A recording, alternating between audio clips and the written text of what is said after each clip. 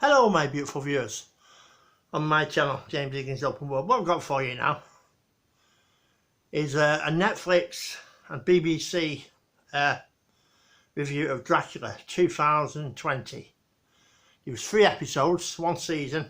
Just 1 second. Right, 1 second. Jonathan Harker travels to Transylvania to meet a new client and finalise the sale of a stately home in London, but finds himself trapped in a terrifying maze-like castle of undead brides with a vampire count whose ambition is to conquer the world. Final episode date 3rd of January 2020. Networks, Netflix, BBC One. Well, I've just finished watching it tonight, and I thought it was good, to be honest. I thought it was really good. I did think, though, spoilers. I did think, though, it was a bit gruesome. I don't think it needed to be as gruesome as it was. I mean, I'll give you some of the examples. I mean, they had these boxes in one scene where that guy I just told you about got lost in the maze of the Dracula's castle. He opened the boxes and these bloody dead bodies come out, you know, and that. And then he was another scene, because Dracula had been feeding on him. When he first meet Dracula, he's dead old. So spoiler. He's dead old, but he's feeding on the guy, and he gets his youth back, you know, and what have you. And I mean, I'm not a massive horror fan in any way, shape or form. I watch comedy horrors and I watch Dracula's stuff, and but I don't watch outright horrors. Just comedy horrors more than anything. But I just got intrigued with this one, so I thought I'd watch it. The first episode hooked me a little, so I thought I watched number 2. Hooked me a little again, then watched number 3. But some of the scenes are a bit graphic. They didn't need to be that graphic. I mean, there's one scene where you hear this baby crying, and it's like a baby bloody vampire.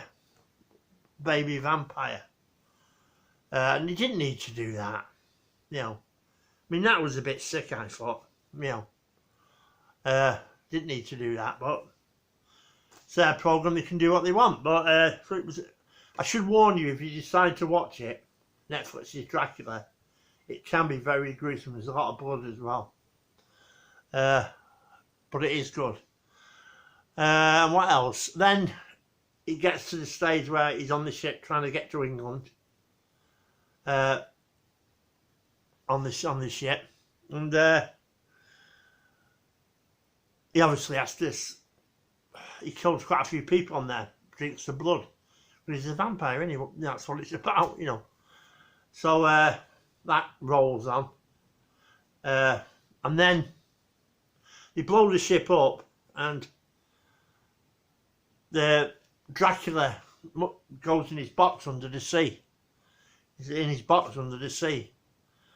And then at the end of episode 2, spoilers, he gets out of the sea, comes out of the sea, and then you see helicopters and this, that and the other, and he's been asleep under the sea for 120, 30, 40 years, and what have you. So he's in modern times now. And then in modern times, he realises about the internet and this, that and the other, what have you. It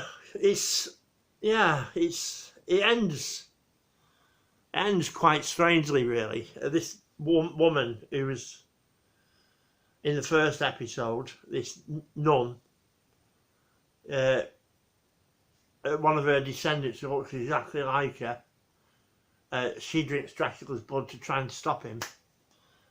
And it's very good, but it didn't need to be as gruesome though as I thought. But I thought it was really good.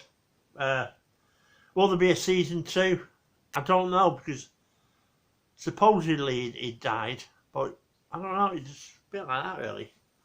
I've just seen on the internet about some, maybe people saying is there going to be a season 2, but so what would I mark this out of 10?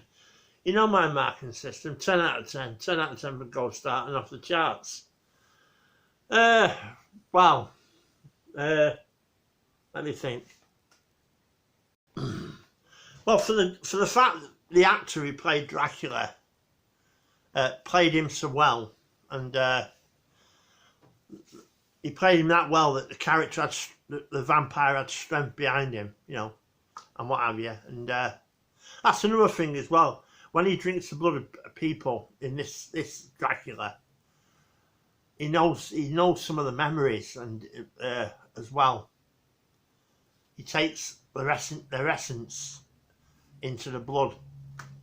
So I think if you remember rightly, he, if someone could speak German, he drinks their blood, and he could speak German as well, if I remember rightly.